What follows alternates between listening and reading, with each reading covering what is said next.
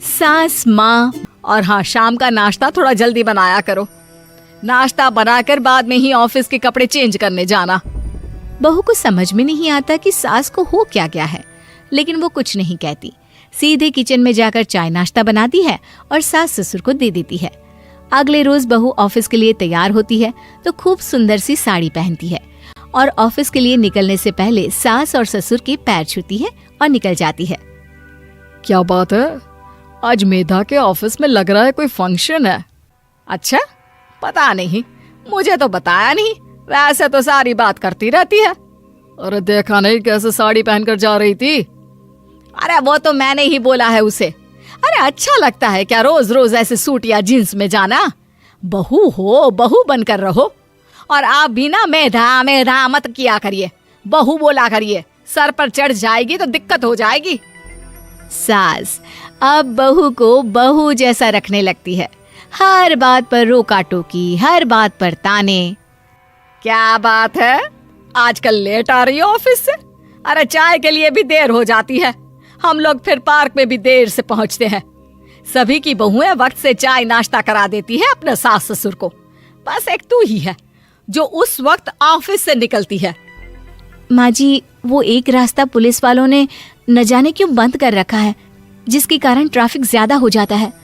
मैं कोशिश करूंगी कल वक्त से पहले निकल जाऊं। ससुर देख रहे होते हैं कि बहू अब परेशान सी रहने लगी है।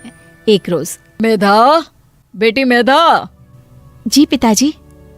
बेटा देख जरा कौन सी टी शर्ट अच्छी लग रही है। वो क्या है ना, शाम को सब बदल बदल कर टी शर्ट पहनते हैं। मैं भी सोच रहा हूँ कि आज कुछ अच्छा सा पहन कर जाऊं। हाँ पिताजी, ये सही है। ये लाल वाली ना बहुत जचेगी आप पर। मेरे पापा पर भी डार्क रंग बहुत जचता है। क्या चल रहा है? अरे ससुर के सामने घूंघट तो छोड़ो, ऊपर से रंग बताया जा रहा है टी शर्ट का। अरे बहू, कोई संस्कार दिए नहीं है क्या तेरी माँ ने? बहू इस बार बहुत निराश हो जाती है। वो वहां से तुरंत अपने कमरे में चली जाती है। अब बहू घर का सारा काम करती, ऑफिस जाती, लेकिन साड़ी और सर पर पल्ला लेकर। एक बार पड़ोसन उनके घर आती है।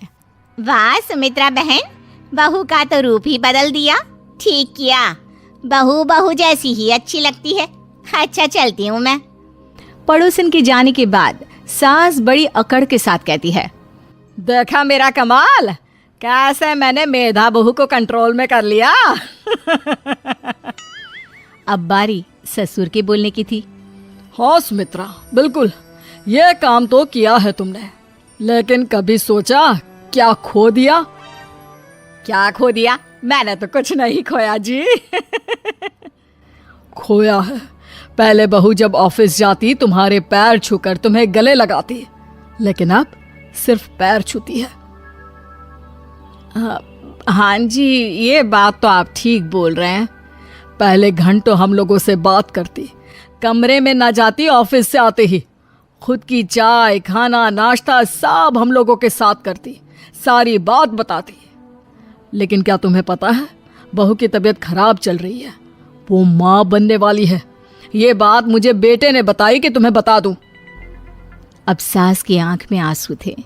वो समझ गई थी कि लोगों के कहने में आकर उसने क्या खो दिया। शाम को बहू घर आती है तो माँ किचन में पकोड़े तल रही होती है। अरे माँ जी, आप रहने दीजिए ना, मैं आ तो रही थी।